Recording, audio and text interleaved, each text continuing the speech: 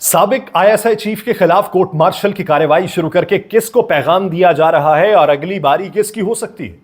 Top city case हकीकत के अंदर क्या है? जस्टिस मंसूर अली शाह का परसों का बयान और सुप्रीम कोर्ट का तहरीक इंसाफ की 3 नशिस्तें लेने का आज का फैसला हमें वक्त के धारे में कहां और किस सफ में खड़ा दिखाई दे रहा है? सितंबर के आखिर तक इस हुकूमत के जाने और टेक्नोक्रेट्स के आने और इंटरव्यूज होने की बाज़गश्त किस किस के लिए परेशानी का बाइस बनी हुई है? आप सब पर सलामती हो। जमील मलिक का लिखा हुआ है, डूबा हुआ हूं दर्द की गहराइयों में भी, मैं खंदा जन हूं खोखली दानाइयों में भी। कैसे थे लोग जिनकी जबानों में नूर था, अब तो तमाम झूठ है सच्चाइयों में भी। अब नेक नामियों में भी कोई मजा नहीं, पहले तो एक लुत्फ था रुसवाइयों में भी। हम जिनके वास्ते थे तमाशा बने हुए, देखा तो वो नहीं थे तमाशाइयों में भी। मैं ही था वो जो अपने ही तेशे से मर गया, ही था शहरे जबर के बलवाइयों में भी। क्या दौर है कि जिसमें सदा भी सकूत है, तन्हाइयां हैं अंजुमन आराइयों में भी। मैं यासिर रशीद हूं और आप मेरा वीलॉग देख रहे हैं। नाज़रीन, आज के दिन की धमाका खेज खबर से वीलॉग का आगाज करते हैं, फिर दीगर पैराए के अंदर मुख्तलिफ सियासी उनसर को तलाशेंगे।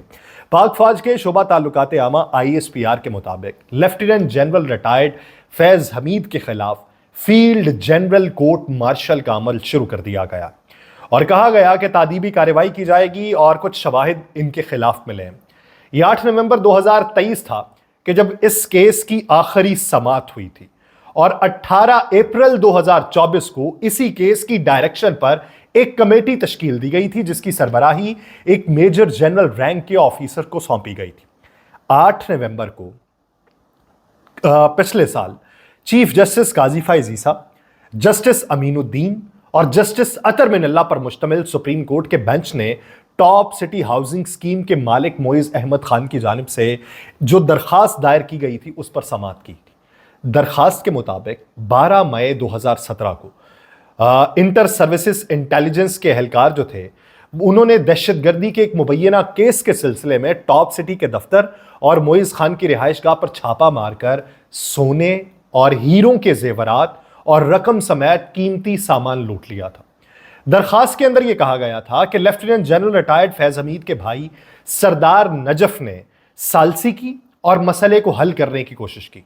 जब इस केस से बर्रियत हुई तो बर्रियत के बाद जनरल रिटायर्ड फैज हमीद ने मोइज खान से उनके कजन के जरिए मुलाकात का बंदोबस्त करने के लिए राबिता किया, जो उस वक्त एक आला ऑफिसर थे। उस दरखास्त के अंदर यह दावा किया गया कि मुलाकात के दौरान जनरल रिटायर्ड फैज हमीद ने दरखास्त गुजार को यह कहा कि वो छापे के दौरान छीना गया 400 तोला सोना और नकदी के सिवा कुछ चीजें वापस कर देंगे। दरखास्त के अंदर यह कहा गया कि एजेंसी के साबिक रिटायर्ड जो ऑफिसर्स थे, जिनमें एक नईम फखर थे और गफ्फार थे, उन्होंने मुबैना तौर पे दरखास्त गुजार को 4 करोड़ नकद अदा करने और कुछ महीनों के लिए एक निजी टीवी चैनल को स्पॉन्सर करने पर मजबूर किया।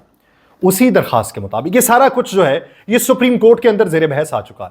उसी दरखास्त के मुताबिक एक इर्तजा हारून, सरदार नजफ, वसीम ताबिश, जाहिद महमूद और मोहम्मद मुनीर भी हाउसिंग सोसाइटी के गैर कानूनी कब्जे के अंदर मुलव्वस थे, जिनको सरबराही के तौर पे जनरल रिटायर्ड फैज हमीद देख रहे थे। और इससे मुतल्लिक एक और केस भी पहले निपटाया जा चुका था। चीफ जस्टिस काजी फैज ईसा ने मुतल्लिका रिकॉर्ड तलब किया और अदालत को बताया गया कि साबिक चीफ जस्टिस साकिब निसार साहब ने ओहदा छोड़ने से पहले तमाम रिकॉर्ड को जाया करने का हुक्म दे दिया था। अदालत ने यह रिमार्क्स दिए कि यह मामला जो है बुनियादी हुकूक के नफाज से मुतल्लिक नहीं है और दरखास्त गुजार जो है वो वजारत दिफा समेत मुतल्लिका फॉरम से रुजू कर सकते हैं। अदालत ने यह भी निशानदही की थी कि दरखास्त गुजार जो है वो बदनीयती के ऊपर मबनी मुकदमा चलाने पर जनरल रिटायर्ड फैज हमीद और दीगर रिटायर्ड अफसरान के खिलाफ सिविल या फौजदारी अदालत के अंदर भी केस दायर कर सकते हैं। अदालत उज़्मा के बेंच ने रिमार्क्स के अंदर यह कहा था कि साबिक चीफ जस्टिस मियां साकिब निसार की जानिब से अपने चेंबर के अंदर हाउसिंग स्कीम से मुतल्लिक केस की जो समाअत की थी वो आईनी दफात के मुताबिक नहीं थी, यानी वो समाअत भी जो थी वो गैर कानूनी थी और गैर आईनी थी। साबिक चीफ जस्टिस साकिब निसार ने अपनी रिटायरमेंट से एक दिन पहले जाहिदा जावेद असलम नामी खातून की जानिब से दायर की गई शिकायत पे समाअत के बाद मोइज अहमद खान को क्लियर करार दिया था। जाहिदा असलम ने अपनी शिकायत के अंदर यह दावा किया था कि मोइज अहमद खान माहाना तनख्वाह के एवज उनके रियल स्टेट के कारोबार की देखभाल करते थे, लेकिन मुबैना तौर पर धोखाधड़ी से उन्होंने उनकी जायदादें अपने नाम मुंतकिल कर ली और जब उन्होंने जमीन वापस लेने की कोशिश की तो मोइज अहमद खान ने उन्हें संगीन नताइज की धमकियां दी। अब एक केस मोइज अहमद खान ने उनके साबिक आईएसआई चीफ के खिलाफ किया था और एक केस मोइज अहमद खान के खिलाफ हुआ था। जस्टिस रिटायर्ड साकिब निसार को जमा कराई गई एफआईआर रिपोर्ट के मुताबिक जाहिदा जावेद असलम की जमीन असल दस्तावेजात की बजाय फोटोकॉपी की बुनियाद पर मोइज खान के नाम मुंतकिल की गई। फेडरल इन्वेस्टिगेशन एजेंसी की तहकीकात हुई। नताइज के अंदर यह बताया गया कि शिकायत कुनिंदा जाहिदा जावेद असलम अपने दावे की हिमायत में कोई सबूत पेश नहीं कर सकी, लेकिन उनका यह दावा हकीकत से करीब तर मालूम होता है कि उन्हें मोइज अहमद खान ने डराया भी है, धमकाया भी है, क्योंकि मोइज अहमद खान ने जाहिदा जावेद असलम के अरबों रुपए के हिस्से की मद में उन्हें कुछ भी अदा नहीं किया था। फेडरल इन्वेस्टिगेशन एजेंसी तहकीक करती रही और तहकीकाती रिपोर्ट में यह नतीजा अखज़ किया गया कि ज़ेरे बहस जायदाद से मुतल्लिक डील ना तो आम हालात में अमल पजीर हुई और ना ही रजिस्ट्रार ऑफिस इस्लामाबाद की जानिब से दस्तावेजात की फोटोकॉपीज़ की बुनियाद पर मिल्कियत की मुंतकली का अमल शफाफ तरीके से सर अंजाम दिया गया, यानी जिसने यह दरख्वास्त दी थी उसके खिलाफ भी एक दरख्वास्त मौजूद थी। अब इस अमल में अभी तक जो कमेटी कायम हुई, कमेटी ने तहकीकात की और कमेटी ने मोइज अहमद खान को तो छोड़ दिया कि उसके खिलाफ क्या दरख्वास्त थी, लेकिन उन्होंने यह देखा कि मोइज अहमद खान ने जो दरखास्त दायर की हुई है उसमें इस तरफ से अपने महकमे से अपने इख्तियारात से क्या तजावुज किया गया और कमेटी को यह लगा कि हां तजावुज किया गया और कमेटी ने इस बुनियाद के ऊपर कार्रवाई का आगाज कर दिया। और अब आके आज यह खबर आई कि इसका कोर्ट मार्शल हो रहा। ये आज की खबर नहीं है, अगर लोग इसे देखें कि ये आज के दिन का है, ये आज के दिन का नहीं है। इसको वकू पजीर होते होते एक अरसा लगा और वो अरसा जो है वो तकरीबन 8 माह के ऊपर मकीम है।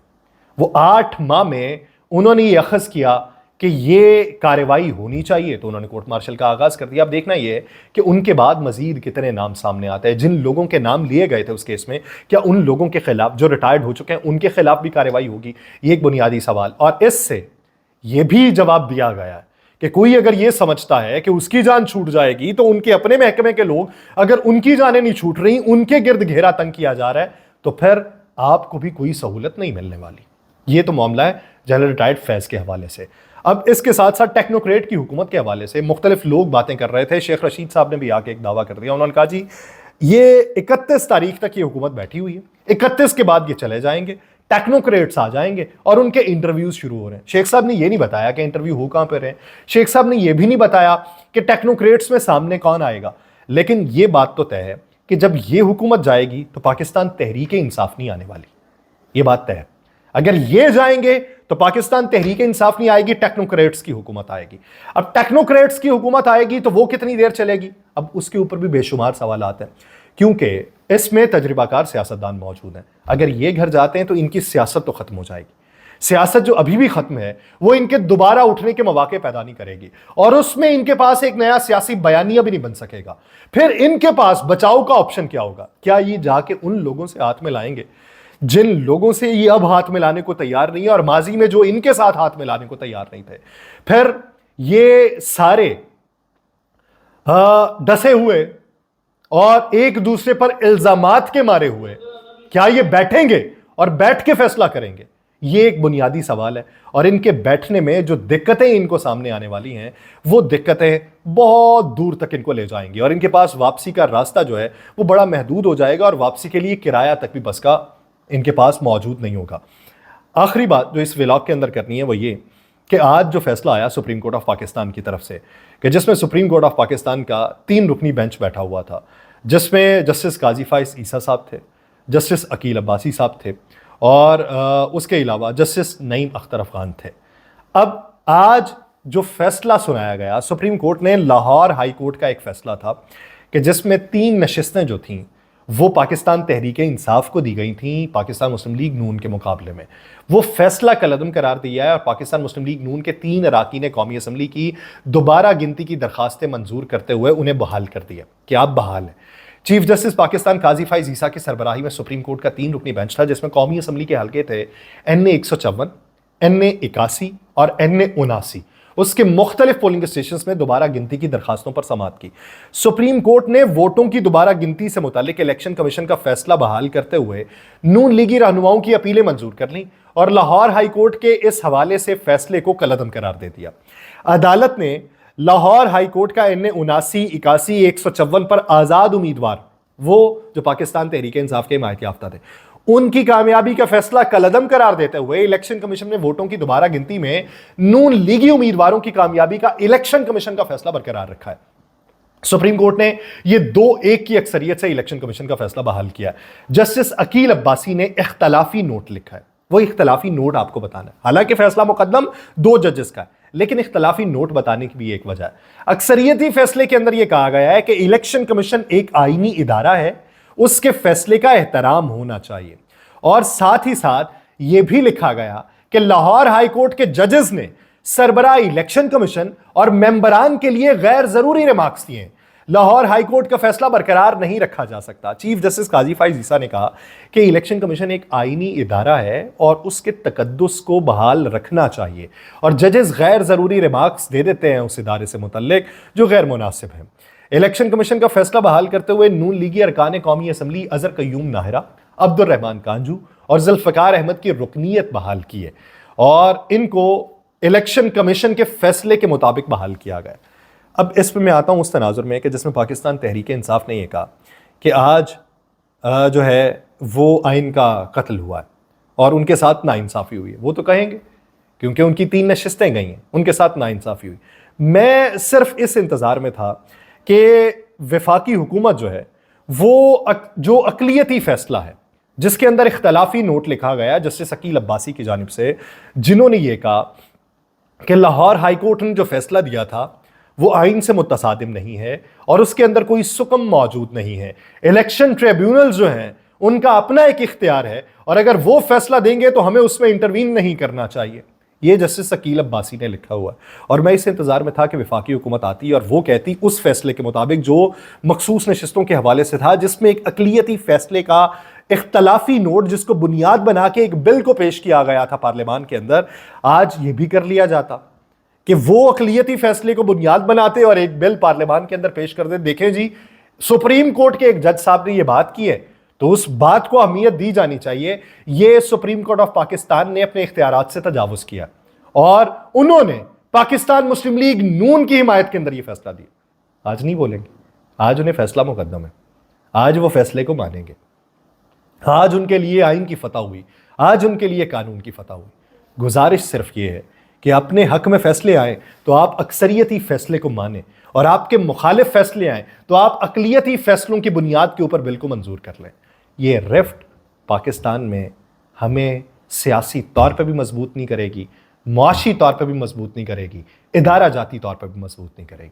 अगर उस दिन पैगाम दिया गया होता तो आज ये मुखालिफ आवाज़ें ना उठ रही होती, ये खामोश बैठे होते और इनके पास कोई ऑप्शन ना होता सुप्रीम कोर्ट के फैसले को इस तरीके से रद्द करने में या उसके खिलाफ कोई बात करने में। हमें एक मायार कायम करना है और उसी मायार के ऊपर कायम रहना है। मुझे दीजिए इजाज़त, अल्लाह ने के बाद।